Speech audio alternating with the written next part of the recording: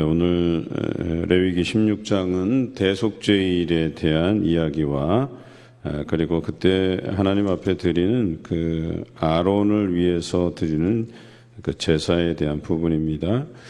우선 우리가 지성소에 대한 부분들을 알아야 됩니다. 그래서 대속죄일은 1년에 한 번 지키는 건데 그 아론 제사장 아론뿐만 아니라 백성의 죄 사함을 위해서 세운 절기예요.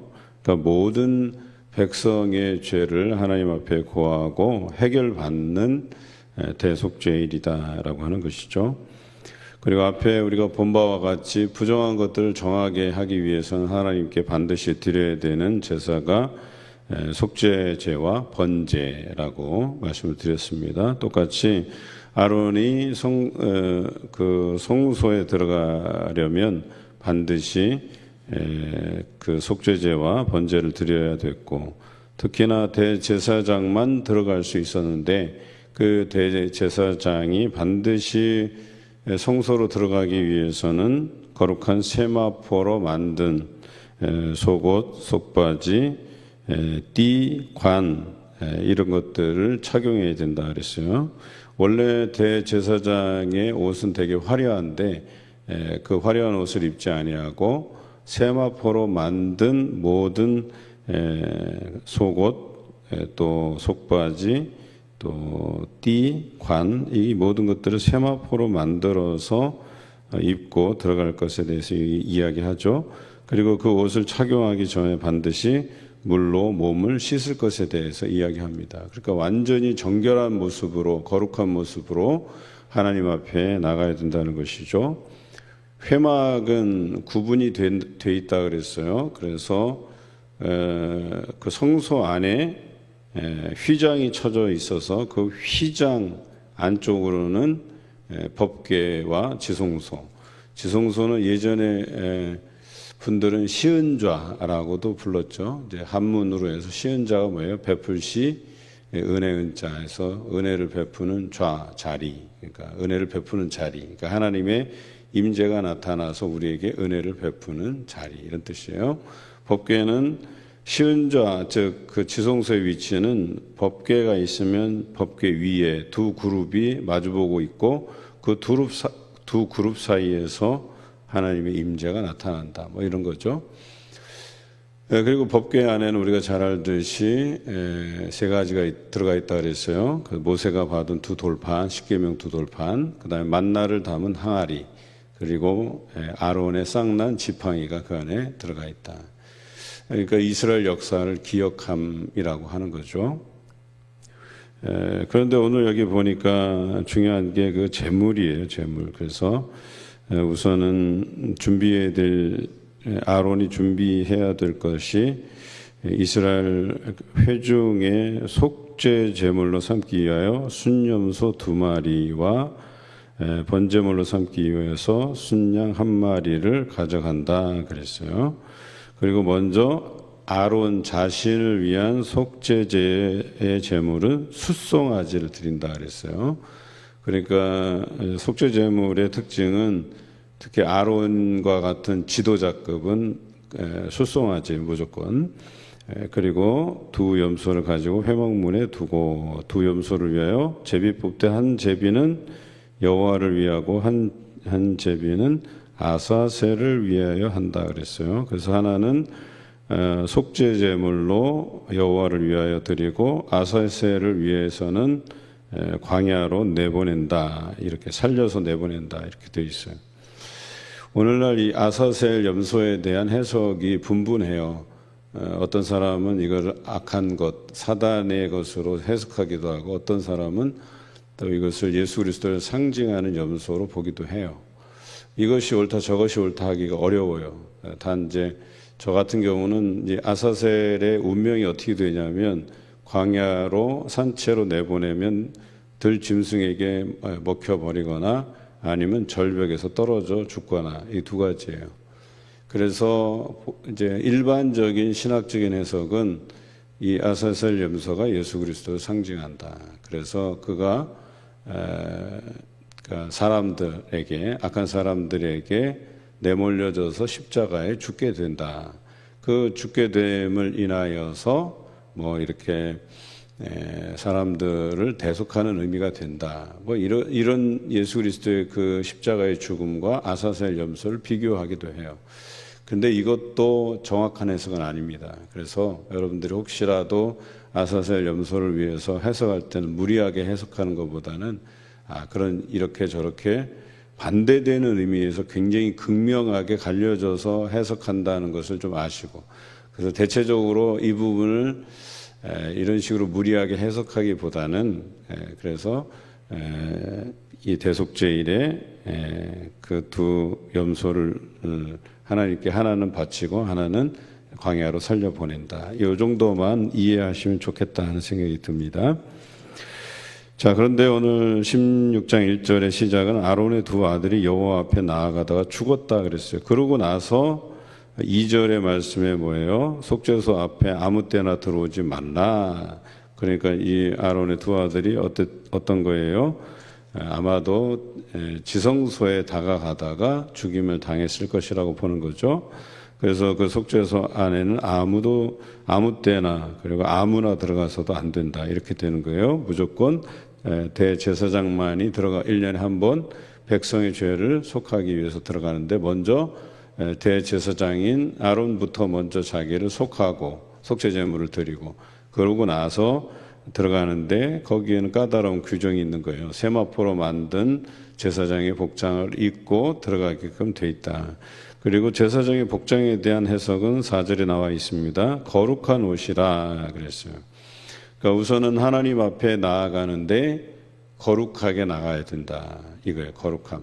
그 거룩함에 대한 이야기고, 우리가 잘 알듯이 오늘날 이 대속죄일은 예수님의 십자가의 사건과 비교되고 있다라고 하는 것이죠.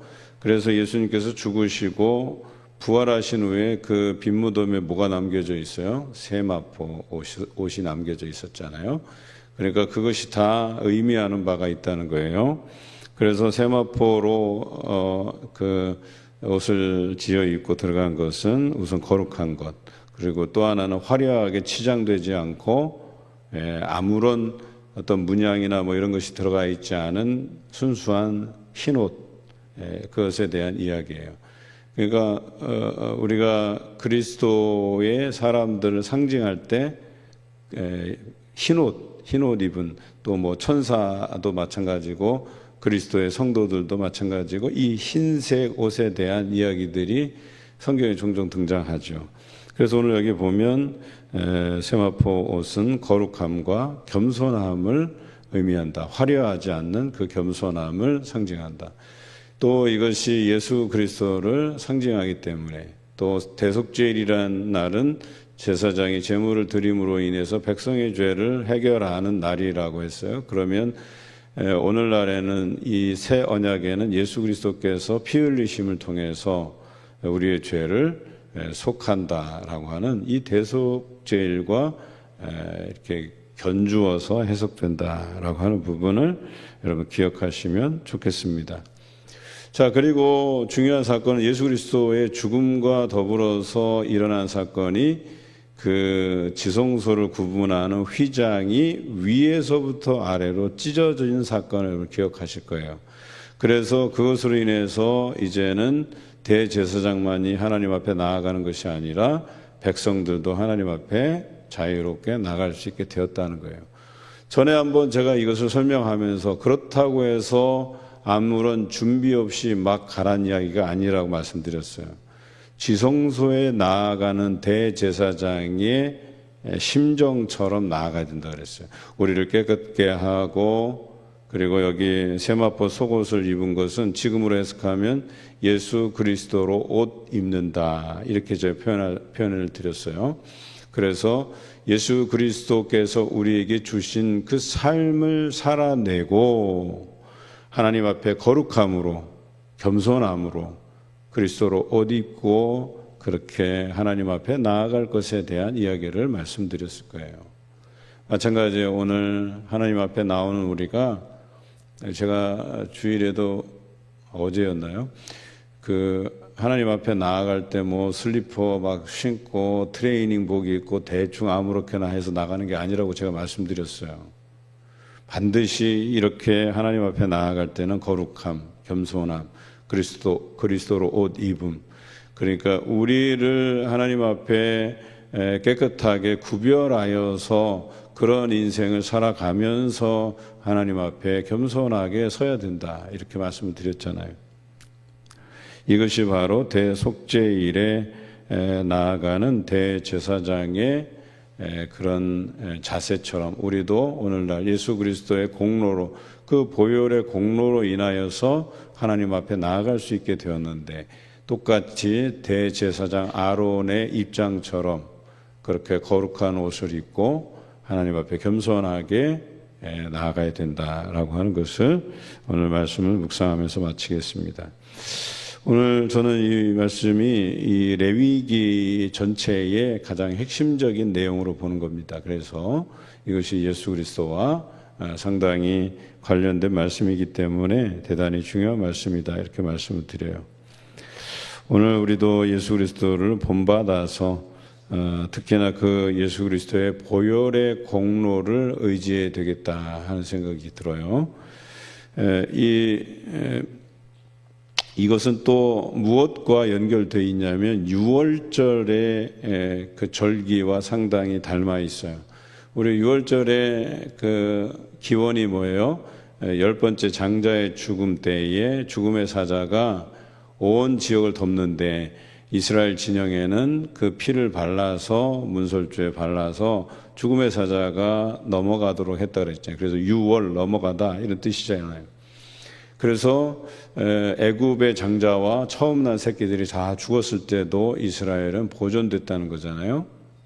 그런데 이 피의 제사를 드리는 이유가 있는 거예요.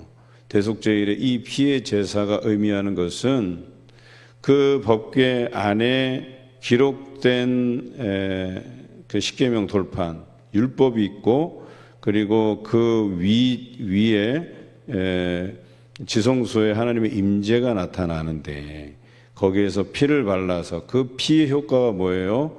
그 십계명 돌판에 기록된 말씀을 어긴 그 백성들을 그 피로 덮는다는 거예요. 그래서 하나님께서 그 피를 보고 넘어간다는 거예요. 덮는다는 거예요. 그들의 죄를 그냥 모른 채 하고 넘어가신다 이런 뜻이에요. 그게 유월절의 의미와 닮아 있다는 거예요. 그러면 오늘날은 뭐냐? 예수 그리스도 그 보혈의 공로로 우리의 죄가 덮어진다는 거예요. 그래서 그것을 넘어가신다 이런 표현이에요. 이게 다 연관이 다 돼 있는 거예요. 그래서 오늘날 이 지성소의 의미 또 대제사장이 그 앞에 나아감 그리고 피로 덮는 것 이 의미에 대해서 여러분들 기억하시면 좋겠다 하는 생각이 듭니다. 우리는 죄를 가지고 살아가는 사람들이에요. 죄를 짓지 않을 수가 없어요. 그러다 보니까 하나님 앞에 날마다 나와서 예수 그리스도 그 보혈의 공로를 의지해서 사죄의 고백을 드리는 거죠. 그러면 하나님께서 우리에게 그 사죄에 관한 말씀을 들려주시고 그 말씀으로 우리 죄가 씻겨져 내려가고 다시금 하나님 앞에 거룩함으로 서게 된다. 오늘 이 말씀을 기억하시면서 오늘도 거룩한 삶, 죄를 회개하고 거룩한 삶 살아가시는 여러분 되시기를 주님의 이름으로 기원합니다.